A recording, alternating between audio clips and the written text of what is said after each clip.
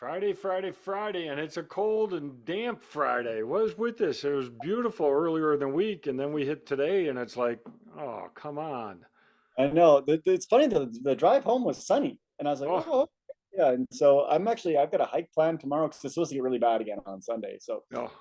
didn't get a hike in. It's so funny. You said, hey, we're gonna start, and Cosmo came running. He's ready. I'm ready. Our mascot, he's right here. He's ready to go. Cosmo, Cosmo. Um, so, anyways, let's start talking about triathlon. let's Uh, talk about triathlon. I hear you did the indoor at the triathlon at Lifetime. So yeah, we did the indoor triathlon last week at Yeah. Lifetime. It's so funny. They were like, made this big comment about, this is the first time since COVID that they Yeah. hosted it, and it was really kind of good to see that little event back. Hmm. I know there's a I don't know, a market there, to bring people into triathlon, right? Yep. And there was only like 32 people or whatever in it. But there was a lot of people that I saw that, like, maybe this was their first time with any Yeah. experience in Yeah. triathlon, Hmm. and it's great to see, right? I think that the community needs more things like that, like Hmm. little indoor triathlons, or just little, like, small Hmm. grassroots Hmm. triathlons. I know this is a big corporation putting it on, but the barrier to entry is nothing, right? Yeah. Right. Right. Right. For You the bike, indoor. Yeah. you don't need, you don't need anything specific. You don't need buoys set up for in a lake, and Hmm. you just need some volunteers and or some employees Hmm. that case. But yeah, it's super fun. It was 10-minute swim, 30-minute bike, and a 20-minute run. Hmm. It was, yeah, it was just a lot of fun, to do, and I want to thank them for, like, opening it to non-members, which was Yeah. really, at first it didn't look like they were gonna, but it was nice to go into their facility, and do the event. That's for Yeah. sure. That's great. So was this your first indoor triathlon you've ever done? So I've done that one maybe 5 times. Okay. Okay. Yeah. I used to always do it. Yeah. Just because, and I think that several times it was on, like, New Year's Day or something like that. I think, yeah, it's usually, well, the ones I've done have been in January. The New Year's Day was always the 5K run that they Oh, did. maybe that's what it was. Yeah. Yeah. But So I think everybody should do an indoor triathlon at some point because they are fun. It's a nice twist on triathlon. And you're right. I mean, you don't need any specific gear because you're swimming in the pool, you're biking on the bike that's provided by the facility, and you're running on the treadmill. You just take your running shoes and go. And it is a neat experience, and it's also a very different experience, not only because it's indoor, but because you're doing for time and you're seeing how far you can go in a certain time, which is a very unique way to do a race. How do you like that? I like it a lot, but a Mhm. lot of the Zwift races we've done, like, I know that I've done the Zwift Duathlon Yep. series and running series. It is that exact thing. Okay. It's got this amount of time, go as far as you can. Hmm. It makes sense for an indoor situation, right? Hmm. Because if you went off of distance, you're going to get off the bike and just stand there waiting Right. for the, like, so everyone gets the same amount of time in between. Hmm.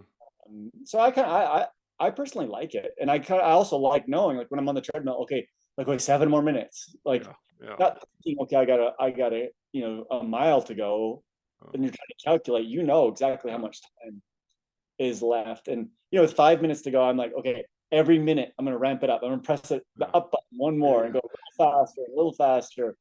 I, Um, you're I like beating me it. to my question. I was going to ask you, how did you approach the pace? Because you know what you can run in 20 minutes. Did you just set a pace that would you'd hold? But now it sounds like you changed it along the way. So talk about that. So, I mean, first off, and we've talked about my surgery and my Hmm. problem, or but that's the first time I've run unsupported since, so not on a lever or on a boost treadmill, Hmm. since my surgery. Okay. So Wow. Congratulations. I really didn't know.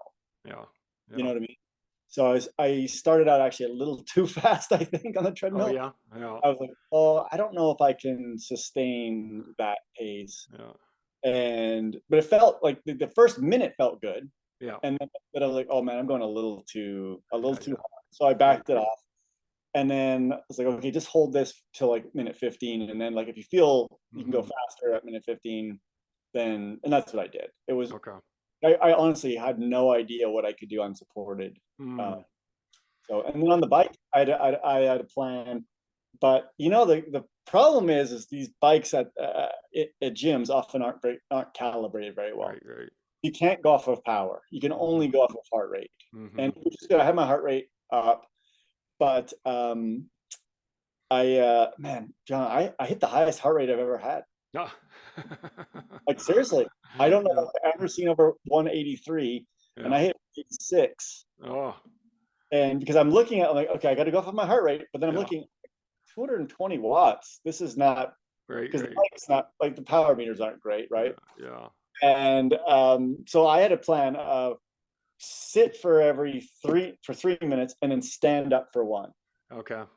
And it was a physiologic plan, right? It's like Hmm. you're sitting, you're more like cardiovascular. When you're standing, you're more like a muscular Hmm. system. Hmm. And so I just kept doing that pattern until the end, and my math didn't work. I'm like, okay, I got to go a minute and a half and Yeah. a minute Yeah. and a half standing.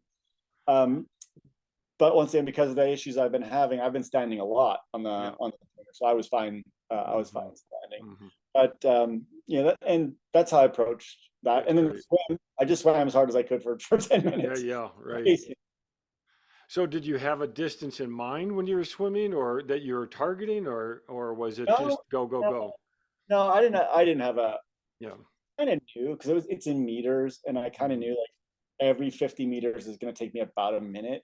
And Yeah. I was like, I can go just a little bit faster than a minute. I'll be able to like yeah. I actually I kind of hit almost exactly what I thought. I Hmm. did 21 Hmm. laps, and I kind of thought that's exactly where I'd be, and I was completely content with that. But um, yeah, it was super fun, and once That's again, great. I think people should do it. Um, and then I know we don't have it here for adults, but like doing triathlons where the swim is in a pool, I think that's a good Yeah. barrier for Hmm. entry for people. And I kind of wish we had a, a race or two like that, Yeah.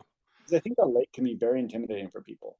Yeah, we used to have the splash and dashes at the multi-gen, which is a lot of fun. It was a swim, run, swim, and no bike, but it was still fun to do a swim in the pool and then, try to hammer out a run. And then swimming after running is never fun. I love swimming, but swimming after running is not very enjoyable at all. But you're right, and I do wish that we had some pool swim opportunities for a triathlon. Probably the one place to do it would be out at Heritage Park. But it's a neat way to do the swim where you're right. It takes away that anxiety of doing open water swim. It helps you swim straight because you're doing it in the lane or however they do it in terms of doing snaking through or just multiple swimming in one lane. And so it is a good gateway to triathlon for sure. I did one in Canada once. It was in a pool. Just the swim was a pool, and the rest was like normal. Yeah. And it was pretty fun. Like it was only you had to do. I want to say it was 500 swim. Okay. Yeah. Yeah. Yeah. So you just Yeah. would, and you kind of self-seated yourself as well. Mm-hmm. And I think there was 6 lanes, and there was 12, so 12 at a time. You split the lane, Yep. and you just go back and forth. And then as soon as you're done your laps, you got out, and then the next person could get in. And it was Right. all chip timed, like they Yep. knew when you got in, Mm-hmm. and it worked. Honestly, it worked great. It took a little longer, obviously, to get everyone through, Yeah. Yeah. Yeah. and it's kind of staggered, but that's Mm-hmm. okay. Like then it wasn't like very busy on the bike course or very busy on the run course, because it Everyone's staggers spaced them out. out. Yeah. And I I think did.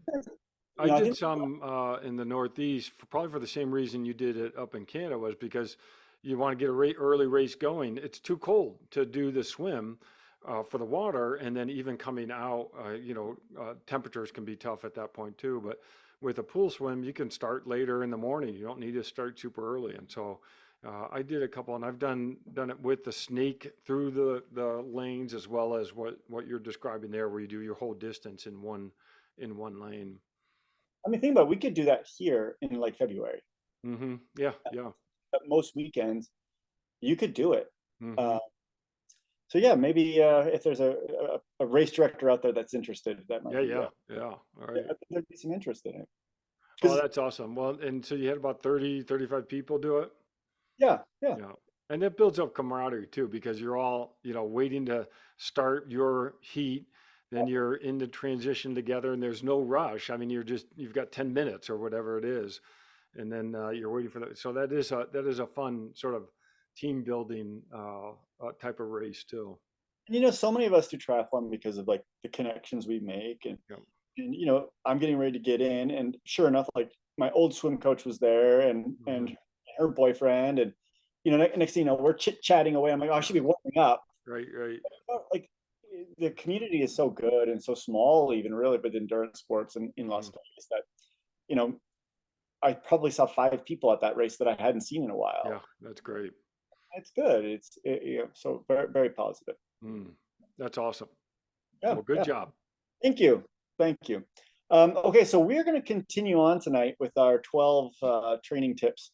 And then next week we have another guest. So we have John Thornham from Flow Wheels, and we're going to talk all things wheels next week. hmm So make sure you join in for that one. But tonight, actually, I think we have 4 topics left. So we're gonna get See through if we can all do it. 4. We're gonna get through all 4, but the first one is gonna take a while, I think. Yeah, yeah, So the first one is rest days are highly underrated. yeah. Okay, John, hmm I'm gonna let you go with this one. You start out. Well, rest days, yeah, this whole idea of a training stimulus is built on this overload, overload, overload principle, but you also need to have a recovery period to let the body adapt. And so that recovery period is very much the whole idea behind making sure that you're having some rest days in your training program. And you can't just keep doing more and more and more and more. Eventually, the body will either it will tell you in some way that it's time to take a break, and sometimes that some way is an injury, which you want to avoid, or it can be other things, but it can really be lack of motivation or what have you. But yeah, rest days are critical to a training program. Not always good at using rest days, but Now, let me ask you this: like, from what you understand, like about the physiology of this, hmm if you, I guess, if I don't take a rest day, let's say I train 2 hours today, 2 hours tomorrow, 2 hours, 2 hours, 2 hours, 2 hours, 2 hours. Um, what happens like physiologically to me? Well, you end up going into what would be ultimately called an overtraining um, injury, which would be something where the body is just not able to recover.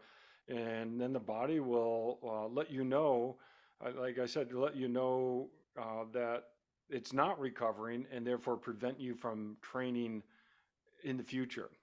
Again, through some injury, or it could be the brain starts to shut things down. You start losing motivation to train. You start losing your desire to get out there. Well, that's your brain telling you that you are not recovering and you're not giving the body time to get stronger and be healthy. I've often thought of this as like an experiment, right? hmm Where for triathlon, and I've never heard of anyone trying it. Maybe I'll do it. I don't know. Is to train every other day, hmm hmm like, but maybe and train twice. Like Yeah. do two trainings on a Monday, take a day off. hmm 2 trainings on a Wednesday, take a hmm day off. Yeah. And I actually, my thought process on this is it actually might work really, really well. hmm Because I think oftentimes, especially in triathlon, we train tired. And not even tired, we train unrecovered. Right. And once again, I've never done it.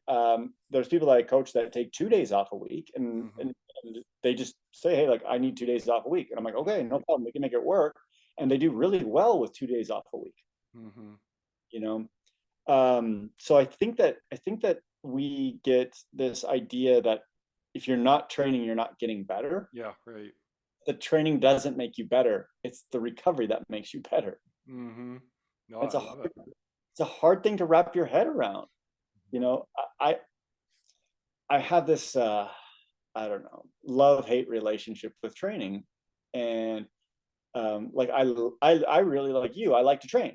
Hmm. But I hate it when I can't train well, right? Because my my love for training is like I want to go again tomorrow and again Right, and right. again and again. And realistically, I need, you know, I know that when I'm really training well and hard, I need more time off. And I don't know what it is about triathletes or athletes in general that they just see this as a weakness to take a time Hmm. to take a day off. Yeah, it's hard. Well, talk a little bit about stress Yeah. from a training perspective, as well as stress from work, because obviously we both deal with that, but you coach athletes with, a wide variety of stressors. So talk about how that gets built into this recovery idea. Yeah, you know, it's really interesting when we think about stress itself and what is, you know, what is stress. And we've talked about the stress response model several times on the podcast. Mm-hmm. Um, Actually, I want to kind of talk about it maybe from just like one system, like one system within the body. So I'm just going to throw in like the nervous system because that's where we tend to see like this stress levels or Mm-hmm. this stress. And so the nervous system, you know, is your brain and your spinal cord and your nerves. And we rarely think about like the amount of actual activity in the nerves, in the nervous system. But what we have come to understand is that that system as a whole doesn't really distinguish very well between psychological stress and physical Right. stress.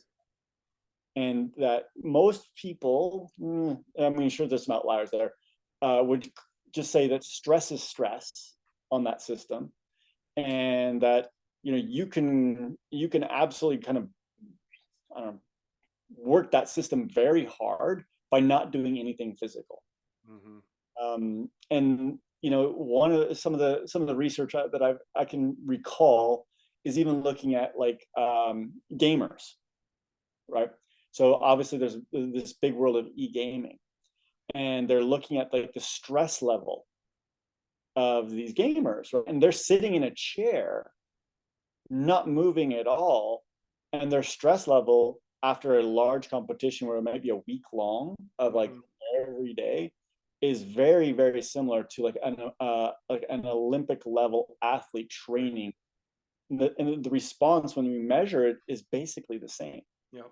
So then if you think about it, what if that person did that, right? So that mental stress, let's say they did it for 8 hours, Mm-hmm. and then hey, oh, I want to train for a triathlon as well. So they added the physical stress.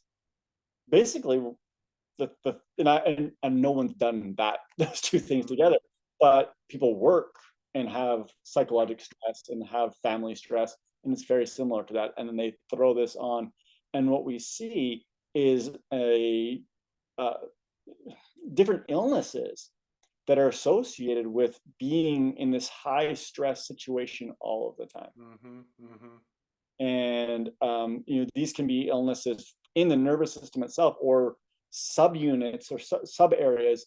The one that we tend to think of the most, at least in the world of athletic training, is like the endocrine system. Mm-hmm. So, and where we see this a lot is in the thyroid and then in the sex hormones. So, you know, testosterone, estrogen, thyroid stimulating hormone. Um, so, and those are kind of like outward markers of just this overall stress. Or we can measure the nervous system directly. And I know many people do this. This is kind of like, you know, when we first started talking about this maybe 15 years ago, HRV and Mm-hmm. heart rate variability, and everybody now, like pretty much everyone with a smartwatch can look at their HRV. They may not interpret it properly, but they Right. know that it's a thing. And we're seeing like these measures of you can actually measure the stress in the nervous system through HRV. Mm-hmm. So that being said, um, when I have an athlete that has that high bucket of stress in their job, I have to be more careful. with that. Yeah. Mm-hmm. And it's hard sometimes because those people that have the high stress jobs tend to be the kind that want to They can thrive in that, right? Yeah.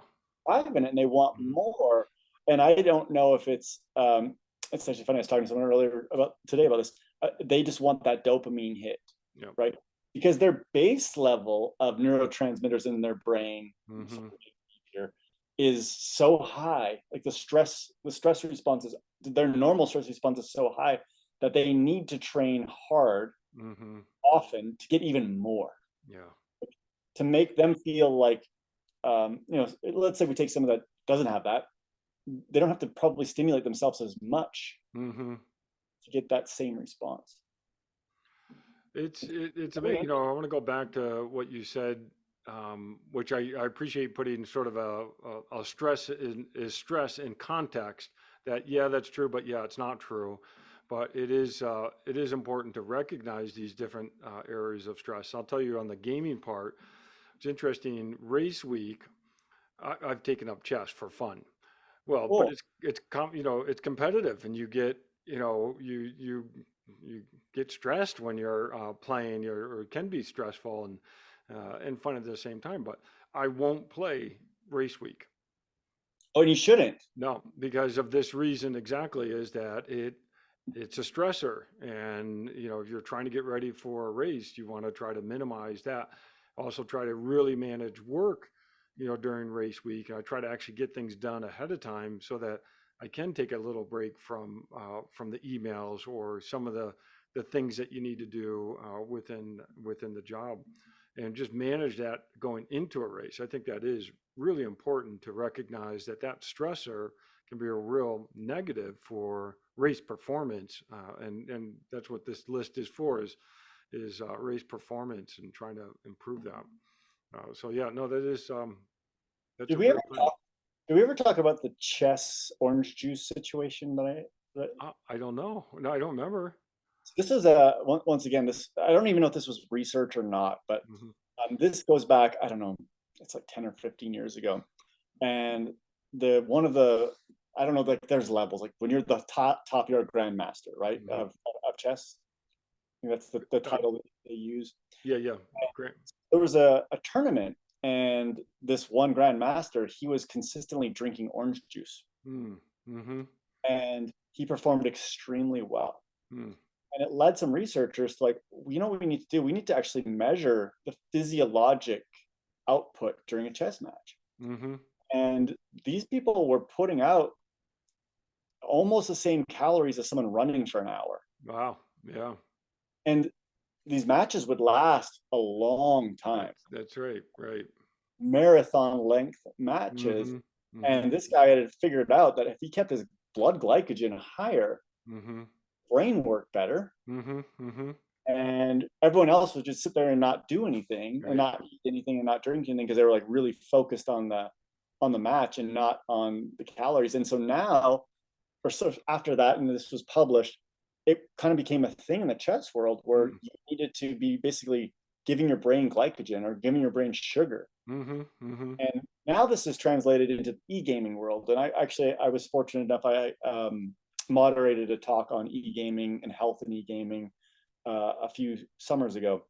And one of the things that they ultimately were talking about was, like, when they're drinking their energy drinks, because that's a thing in this, it's not It's a about the stimulant. caffeine as much as it was the sugar. Yeah, right. It's providing actually calories. They didn't think they at the beginning, once in, they think it's just the caffeine to keep them awake. Yeah, yeah, right. This, if you've ever watched one, I know you have, Mm-hmm, the intensity is mm-hmm. very similar. You may be even more intense than chess, because you still have physical movement as Yeah, well. right. And but yeah, so if you think about that, the high level of stress, Mm-hmm. mental stress, is also causing physiologic That's right. stress. And I mean, I'll give you another little fun little story. So when I had my surgery this summer, I knew I was going to be laid up, and I'm like, okay, I don't want to gain a bunch of weight. So I started playing video games. Mm-hmm. I don't really play video games, but I Right. was like, okay, I need to do something to keep my mind super active. Mm-hmm. and I think that actually helped me not gain too much weight while I'm like basically for 2 or 3 months not training. Hmm. And it wasn't something I really had to like. I had to concentrate on it, but it wasn't like, I don't know how physiologically taxing it was. I hope it Right. wasn't, but I know it was better than me passively watching TV as Yeah. far Yeah. Right. Right. as far as that side of things. Mm-hmm. And because I really was going back to the research that I read on this stuff, and I'm like, okay, Mm-hmm. like, and I wasn't doing e-gaming, moving my hands and stuff like that. It was like on an iPad, but Mm-hmm. um, I think that there's something to this. And it works from both directions too. I know that if I'm on a trainer and I try to play chess, I don't play as well. Oh, So, on a trainer planet trying to play yeah, chess, yeah. Or if your I do level play, probably drops down. well, yeah, that's right. And if I do play while I'm on the trainer, I need to be biking super easy, and then it's manageable. And so it works both ways. And I think that that's what is really important for people to understand is, stress is stress to some degree, and you do have to manage that stress so that you have a good performance. And in terms of recovery, I mean that's part of it is you got to take a break from some of that stress so your body can adapt and then get stronger. When we've talked about this before, right? Like when you have a recovery day, that's Hmm. not the day to get everything done, Right, right. right? It's like run around town. I got to do this. I got to do that. I got to like. Hmm. That's not Yeah, right. that's not recovery. One of the Hmm. things that I kind of like to do during a recovery day was like go to my garage and Hmm. then Yeah. I don't find that stressful. Actually, I kind of like it, right? Hmm. Clean the bike, clean the chain, Hmm. do some bike maintenance, even like clean up in the garage. It's not Hmm. stressful. It's just Yeah. you know what I mean. Yep. Because next thing I know, I'm reading articles about like training, and I'm going, oh, I'm getting stressed, and I'm Hmm. you know what I mean. So I think that oftentimes we take a day off of training, and that's the day to do everything else. Yeah, right, right. All your chores, all your, labor and what have you. And, a lot of times it's meetings or that you try to stack up more and then you're not taking a recovery. And I think that's why I like this tip is recovery days are underrated. A lot of people do not value the benefit of recovering. The other one, last piece I want to say on this is oftentimes too we try and like emulate what professionals do. Mm-hmm. And remember, like a professional athlete may not need to take a day off Right. because they're only training maybe 3 or 4 hours, Mm-hmm. and then that's it for the day. Mm-hmm. Like a true professional athlete, they don't have to do anything for those other like the other time. Mm-hmm. They're not going to answer emails and do all these other things and go to meetings and right. And if you think about it, just even like some of the professional athletes in town today. So like the Raiders, for Yeah. example, right? They practice from like 10 until 2. Mm-hmm. That's it, Yep. right? Yeah, they might do some other like games, or game things, but in general, it's when you're a professional athlete, Mm-hmm. it's not a 8-hour day and then go train. It's Right, right. they have time for recovery.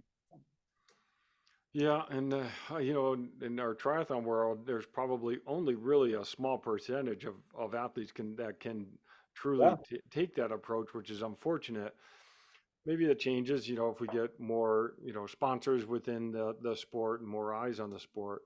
But it's even tough for professional triathletes that are still trying to be their own manager and do their own contract negotiations for sponsorships and yeah. And do social media. things for sponsors that are part of their agreement.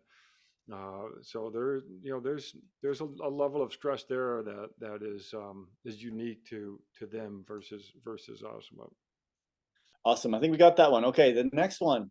I love this one. yeah, Technology is complex, but training prescription should not be. that's right. Oh my gosh. Training prescription. John, we've talked about your training prescription many times. Not Consistent, very consistent. Yeah, it's not complex at all, yeah, right? yeah. And you're successful with it. Mhm. Um, sometimes when I'm writing training plans for people, I gotta be honest, like I sometimes feel like almost guilty. I'm like, listen, like there's not a lot of complexity to this, Mhm. right? Like I could make it way more complex, but it doesn't need to be. Right. I can remember listening to this podcast, and it was a triathlon coach, and he's like, you know what? Some of the best workouts in swimming were like, Mhm. hey, you know what I want you to do? I want you to do 2200s, Mhm. Mhm. and do them like with this on this interval with this break. And Yep. he's like, physiologically, that's the best thing this athlete could do. Mhm. But they didn't see value when I put 20 by 200. So I have to like, I gotta make it more complex. Yeah. Yeah. Right. Right. Right. So Right. they think it's better. Yeah. But the physiology says do it, keep it simple. Like Yeah. you're gonna get the response you want by doing this. Mhm. But people want to see these complex workouts and Oh my gosh, I could go grab one of my journals right now, and it could open up to when I did used to write swim workouts, back in the 80s, 90s, and there were ladders, there were this or that. It was, hard, easy. It was different strokes, and I am probably swimming just as well as I was swimming back then in a triathlon, the way that I'm doing it now, which is basically just going and swim 1 by 1500, and it's super boring for people, but time efficient for sure. It's really, yeah, and I'm it's a big fan of like just doing hundreds, right? Like yeah. do 20 hundreds. Yep. You obviously want to warm up and Yep. but people don't like it. hmm Well, but I actually about the warm up, and I know we've got the session this weekend. I actually like to just get in practice as if I'm starting a race, and use that. And you don't have an opportunity to warm up. Use that first 200 yards, 200 meters as a mindset that you're actually warming up for that 1500. Now, then you only got 1300 after that, but you're still trying to approach it as like a race day where you may not have an opportunity to get in the water and do some type of set prior to doing a timed event. The other one with this physiology is complex, but training prescriptions should not be. Yeah. Is the long workout, like the long ride, right? hmm A long ride just to go out and ride for 4 hours, Yeah. ride for 5 hours, do it easy. hmm And you don't need, okay, do the first hour of this and the second hour of this and the third hour of this. You know what I mean? It just go ride. Now I'll tell you one of the prescriptions that I do use is on a long ride is go easy for 4 hours, let's say, and then on the last hour we'll do some intervals. hmm The idea is like it's called fatigue resistant stuff, Right. but it's not complex. It's literally like just two different things. You're either riding easy or you're riding hard at the end. Um, but yeah, I've written some really complex like bike workouts for people, hmm and I'm like, gosh, it's probably too complex. It doesn't need to be like. Yeah. Yeah. Right. Right. But sometimes, like as a coach, I got to be honest with you, and I know a lot of people like coach listen to this, so close your ears now. hmm Sometimes I do things just to entertain.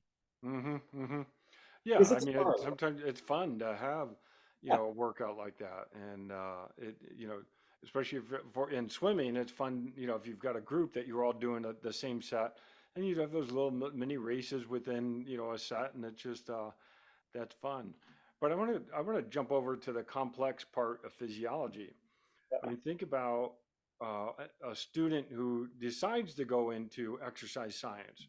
They do a 4-year degree. They take 120 credits. They take classes in anatomy and physiology, functional anatomy, exercise physiology, motor control, biomechanics, probably some type of nutrition course, and they're not done. You get done in 4 years, and what do? You go and take a master's degree. That's another 2 years of whatever whatever area you're starting to maybe get a little bit more specialized in, but it's still physiology. You get done with that, and then you say, "Well, I'm still not done. Let's go for a doctorate degree," and that's another 4 years or so. So now you've taken 10 years of education focusing on trying to understand physiology, and I'm using physiology as a broad picture of exercise science because that encompasses everything from exercise physiology, sports medicine, biomechanics, motor control. It's complex. There's a lot to know. But at the end of the day, you got to tell someone to go swim, bike, and run. Some of the best coaches in the world have no physiology background, Yeah, education wise. Yeah, right. right? So it's education, and they're hmm great at what Yeah. they do. Mm-hmm. So just because, and that's the other side is there's some great physiologists out there that have tried coaching and Yeah. are No, it unsuccessful, doesn't work. Mm-hmm. Yeah. right? Now there are some that do both, Mm-hmm.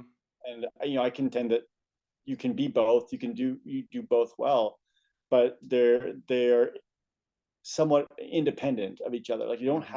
you don't have to Mm-hmm. be both. But you're right. Like you and I, you probably more so than me have a really good understanding of human physiology. And when you're thinking about your triathlon stuff, how much of it do you actually need, Mm-hmm. Right. Right. right? Of the PhD that you have, Mm-hmm. how much of it do you need to be training yourself to do triathlon? Yeah, no, that's a great point, and I think that ultimately getting the PhD is more curiosity about how things work and what have you. And I did get into this whole area because I wanted to learn to go faster, but I think this is where coaching and even going for a PhD, they're different pathways, and you know coaching encompasses so much more in addition to physiology. I mean, it's the whole psychology aspect, time management, business management aspect of working with an athlete. So they're really they're they may each share sort of a backbone of knowledge, but they're different pathways as well. And one's not necessarily better than the other. They're just different. They're just different for sure, for sure. If anything, coaching is better because the highest level coaches get paid a lot more than the highest level physiologists. I hate to Yeah, say yeah, that. yeah, yeah. Right, right, right.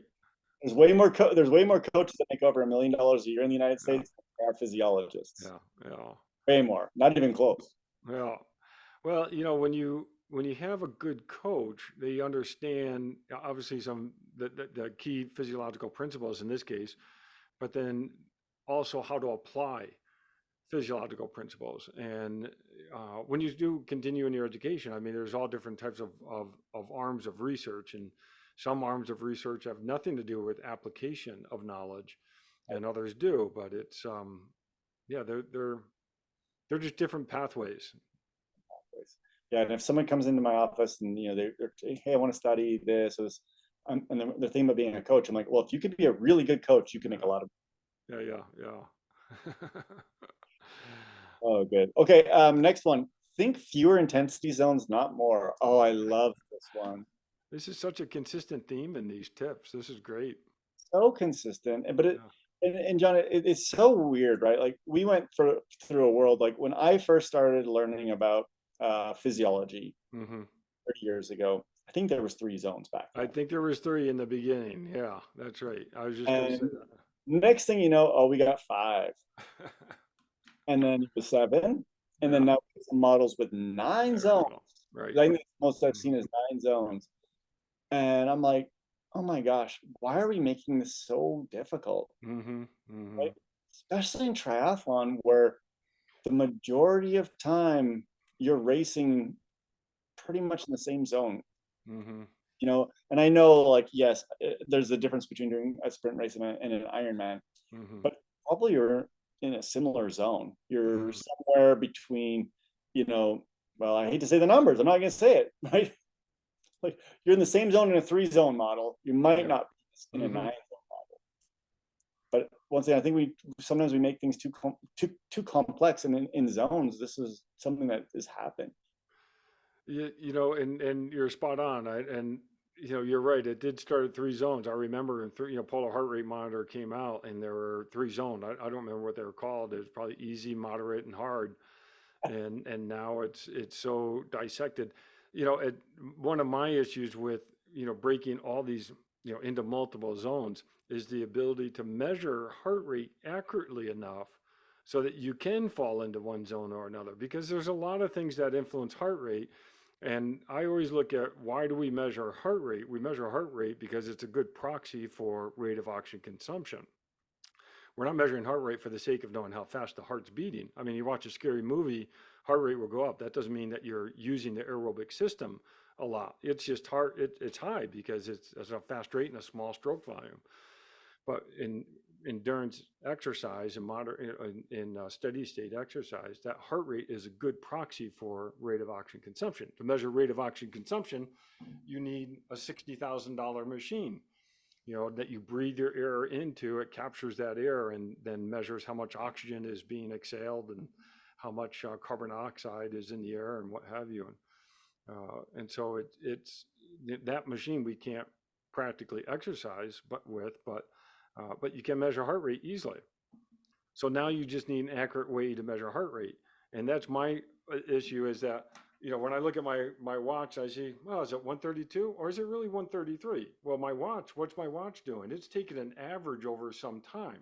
So it's not even instantaneous heart rate. It's an average over maybe 6 seconds, or depending on your watch, it may be 10 seconds. So what you're looking at is not your instantaneous heart rate, even though it looks like it's instantaneous heart rate.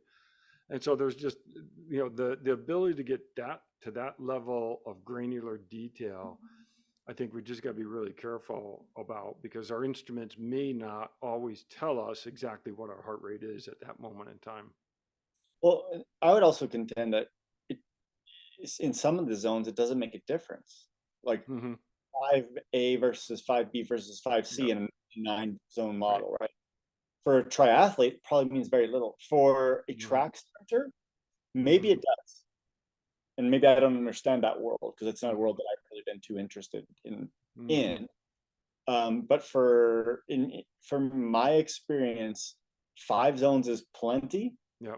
Gives me exactly, for me, it gives me exactly what I need to, especially to coach.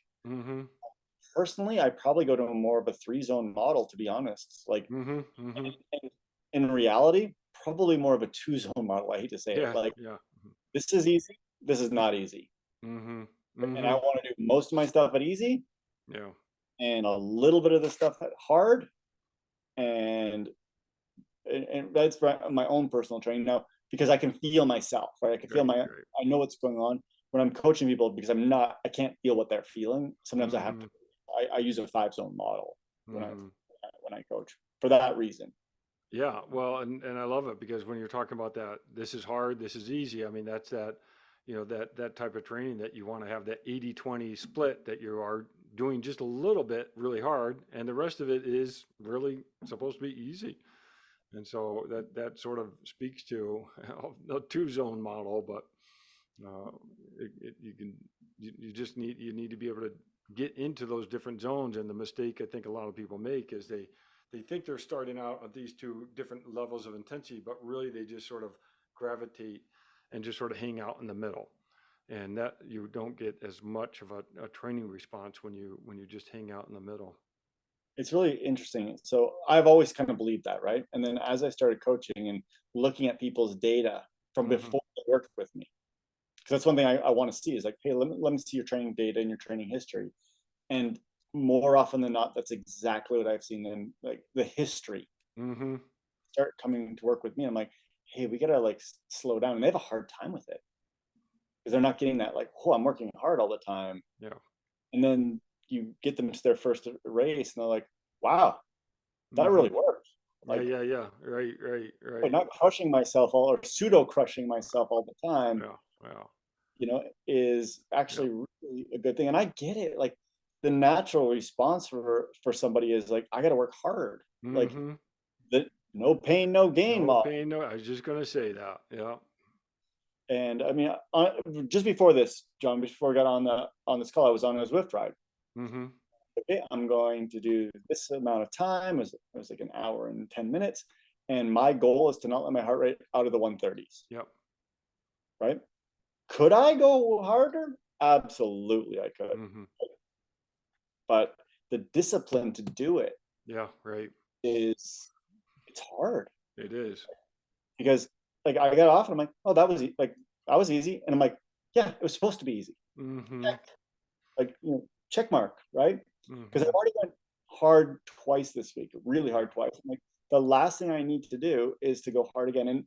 And one of the reasons I like Zwift is group rides. So I'm in a group, and sure enough, first hill, and everybody goes, and I'm like, okay, go.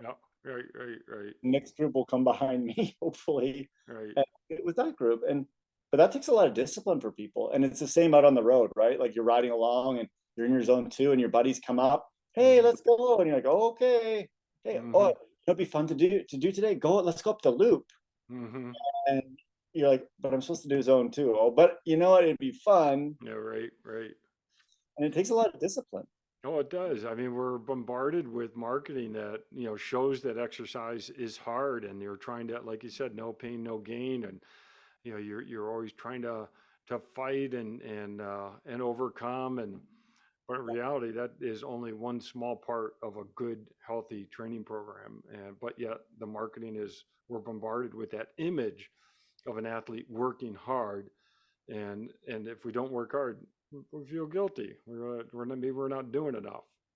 The training log of a successful long distance triathlete should be very boring. Yeah, yeah, that's right. Really. Mm-hmm. And it's actually something I talk to people about when they consult with me and they think they want to, start getting me coached. Yeah. Like, so if you want to do long distance triathlon, I hate to tell you, a lot of it is boring, long sessions. A lot of time to think. Maybe by yourself. Yeah. And things like the indoor training and being able to like do Zwift or watch TV or whatever, I think that's great, right? Because it's hard. It's like, and it's not a hard training session. It's just long. The hard is going long. Yep. It's not the effort of going. Yeah. No, I love it. And honestly, I learned it the hard way. I used to train too hard, too often. Right. And it's an easy trap to fall into. As soon as I changed to the other, when I went from the dark side, things got better.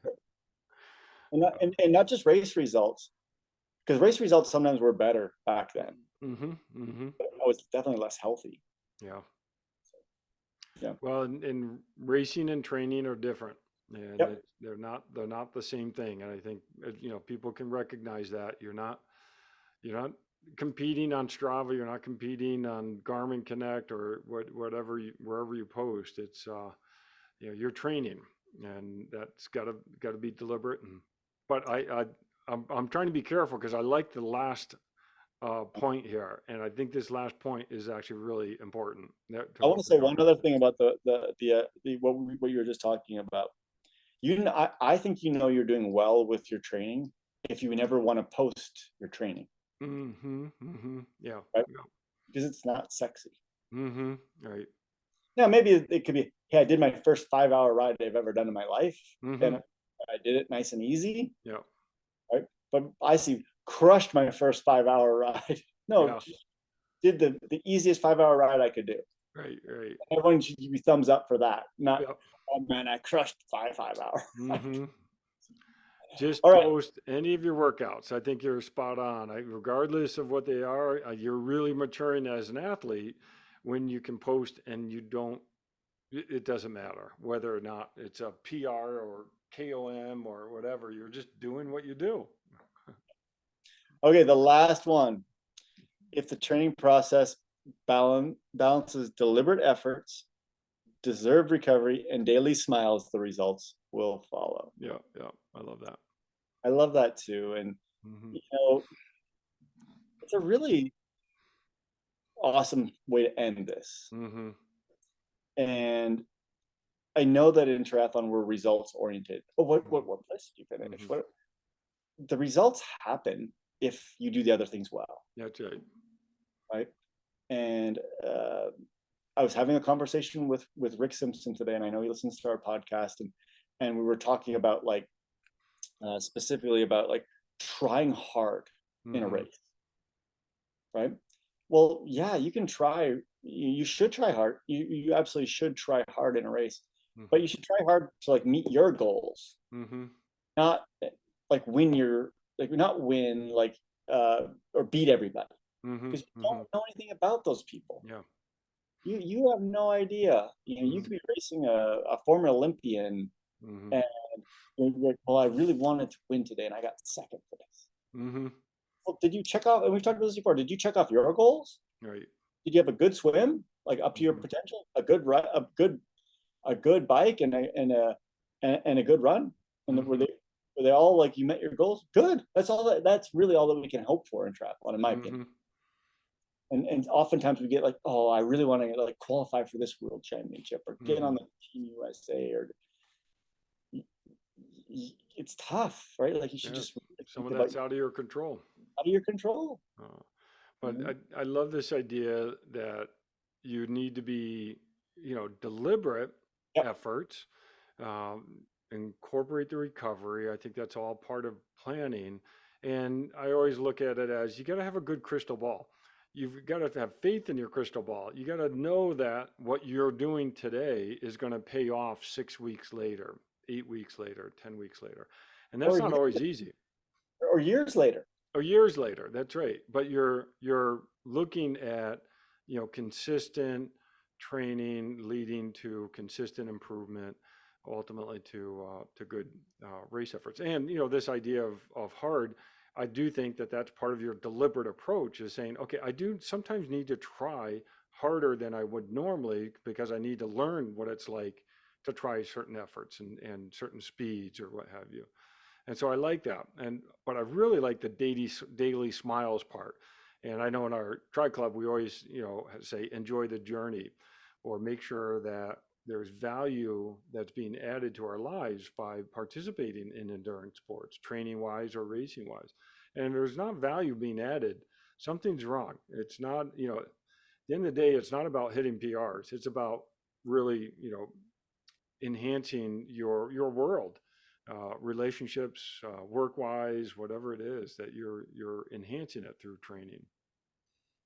So the evidence-based triathlon podcast is the last, since we've been going through this, has been the philosophizing triathlon podcast, and that's great. Uh, Because I think that since we went through this list of 12 things, I think my mindset has changed a little bit mm-hmm, mm-hmm.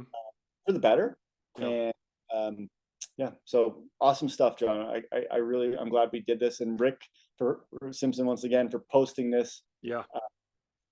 Love this topic, and going through all of these tips. So, No, these are excellent and good reminder to go through them like this. yeah, awesome. Hey, John, stay warm this weekend, Yeah, I know. It's and terrible.